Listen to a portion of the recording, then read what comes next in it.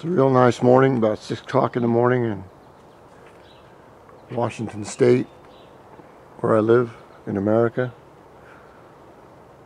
Flowers are coming into full bloom, so are the trees. And today, when it gets warmer, because it's too damn cold right now, we're going to work on wheel balancing. This wheel right here, and I have to balance the carriage too first, but it should stay in one spot wherever I move it. And what it's doing now is it's moving to its heaviest spot, which is probably down by the air intake. God, I can't think of it. Getting old, I guess. So we're going to do that, and I have weights here that we'll add.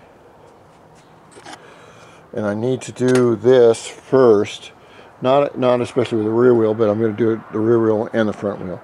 But I need to take the front wheel off, and I've already taken off the front axle, so it'll actually fall off. I need to get it done so I can put some of the plastics back on. And you can see where that's about its midpoint. And then what I do is I'll take these weights. These are gram or half gram, something like that. Little tiny clip-on weights. You put them directly above where you think the wheel is centered, and see if that will offset this. And I want to see if that has any kind of performance difference on high-speed riding.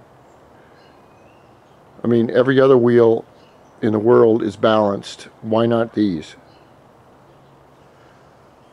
So we'll see. It'll be a learning experience for everyone out there. I've got my back cover and my front cover.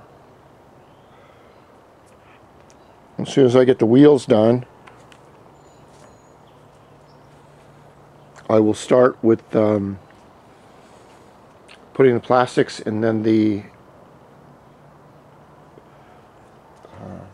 plumbing in.